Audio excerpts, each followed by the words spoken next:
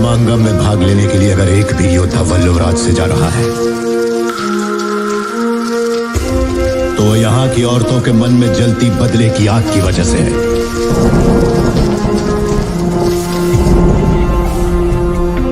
ऐसी ही वीरांगनाओं की कोख से मैंने और तुमने जन्म लिया है।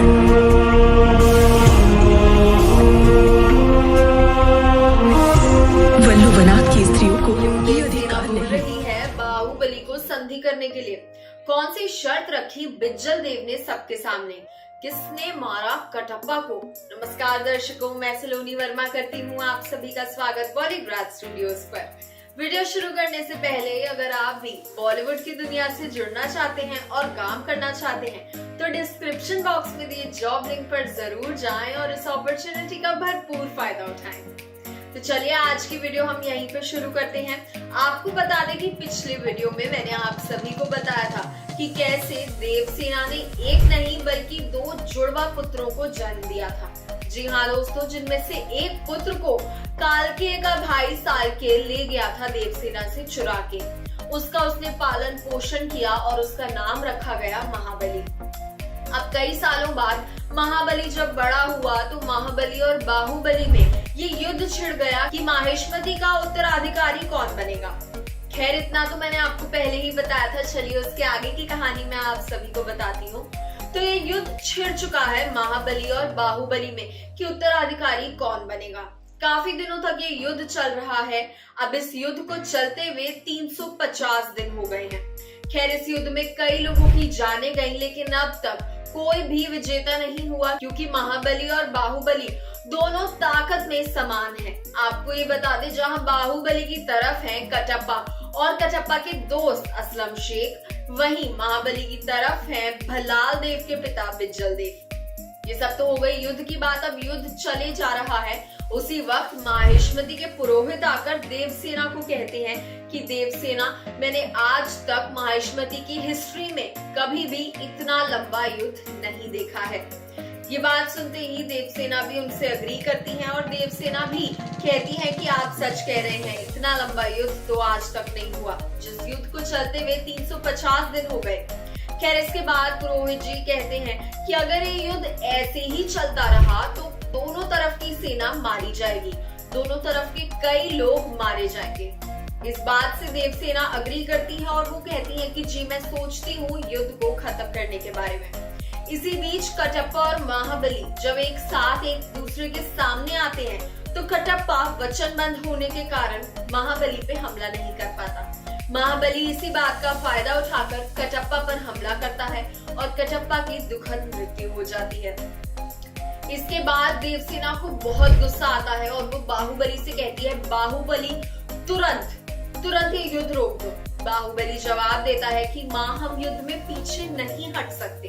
जिस बात का जवाब देते हुए देवसेना कहती है कि मुझे नहीं फर्क पड़ता, युद्ध अभी बंद करो। इसके बाद पुरोहित जो हैं वो आके कहते हैं, वो एक सलाह देते हैं कि हम लोगों को महाबली के साथ संधि कर लेनी चाहिए। देवसेना मान जाती है और देवसेना महाबली से संधि करने के लिए कहती है। जिस बात का जवाब देते हुए महाबली मना कर देता है, लेकिन उसी बीच उनके बीच में आ जाता है बिज्जल देव और वो ये कहता है कि हम संधि करने के लिए तैयार हैं, बट हमारी कुछ शर्तें हैं। वो शर्तें देवसेना सुनती है और वो शर्तें ये हैं कि बाहुबली, अवंतिका और देवसेना तीनों माहिष्मति से दूर चले जाएं हमेशा के लिए। देवसेना पूरे राज्य के सामने महाबली को अपना पुत्र स्वीकार करे और उसके बाद उसका राज्य अभिषेक भी करे। देवसेना के लिए ये बहुत ही कंफ्यूजिंग मोमेंट था क्योंकि देवसेना के दोनों पुत्र ही इस लड़ाई में थे।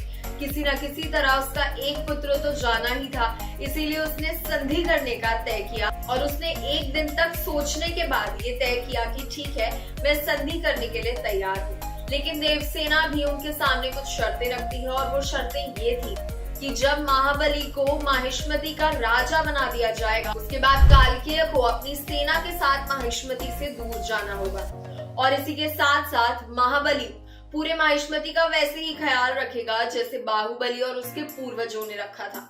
बिज्जल देव ये सारी शर्तें मान लेता है और उसके बाद महाबली का राज्याभिषेक होता है। इसी बीच वहां से देवसेना, बाहुबली और अवंतिका चले जाते हैं। ये तीनों जाते हैं असलम शेख में और असलम शेख इन तीनों को रहने के लिए एक महल देता है। असलम शेख को लगता है कि मैं कितना खुशनसीब हूँ कि बाहुबली अपनी माँ और अपनी पत्नी के साथ मेरे सल्तनत में रहने आया। इसके बाद बाहुबली को एक दिन खबर मिलती है कि माहिष्मती में सब कुछ पहले जैसा नहीं चल रहा। पूरे राज्य में तबाही मची हुई है, सब लोग मदिरा का सेवन कर रहे हैं और पूरे टाइम सब नशे में धुत रहते हैं। इसी बीच उसे ये भी पता चलता है कि माहिष्मती में कई सारी ऐसी दुकानें खुल गई हैं जहां बहुत सारा मदिरा बिकता है और लोग मदिरा पीकर उसमें बेहोश पड़े रहते हैं। इसी बीच उसे ये भी पता चलता है कि महाबली भी नशे में धुत रहता है।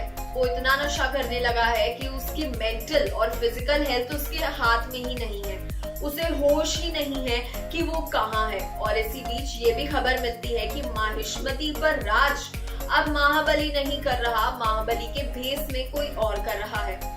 इस बात का पता लगाने के लिए बाहुबली सब लोगों को भेज देता है और उसे फाइनली ये पता लगता है कि ये सारी चाल थी बिज्जल देव की। बिज्जल देव हमेशा से ही चाहता था कि माहिष्मती पर सिर्फ उसी का वंशज राज करे, लेकिन बाहुबली की वजह से ये सपना उसका कभी पूरा नहीं हो पाया।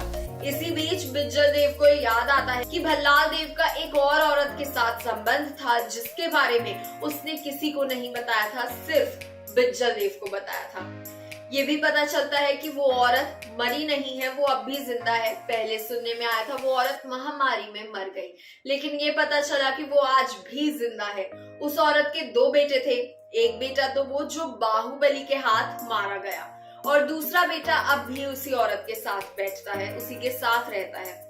बिज्जल देव उस दूसरे बेटे को बुलाता है जिसका नाम कालदेव होता है और वो ही राज्य कर रहा होता है अब माहिष्मती पर। हालांकि राजा महाबली ही है, लेकिन कालदेव उसके पीछे से सारे ऑर्डर्स चला रहा होता है और वो फ्रंट पे कभी नहीं आता क्योंकि वो जानता है वो फ्रंट पे आया तो प्रजा उसे एक्सेप्ट करने से इनकार कर देगी। कालदेव भी अपने पिता की तरह ही बहुत ज्यादा दुष्कर्मी इंसान था।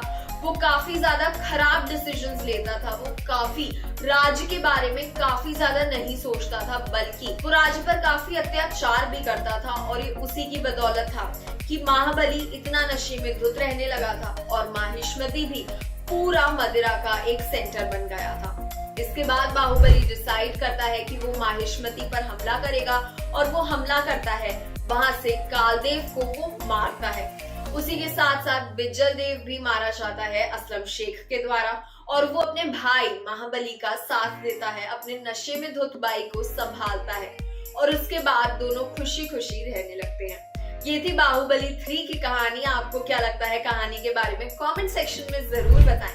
आज की वीडियो में बस इतना ही। मैं लेती हूँ आप सबसे विदा, फिर मिलेंगे यहीं इसी चैनल पर। हमारे वीडियो को लाइक करें, शेयर करें, चैनल को सब्सक्राइब करना बिल्कुल ना भूलें।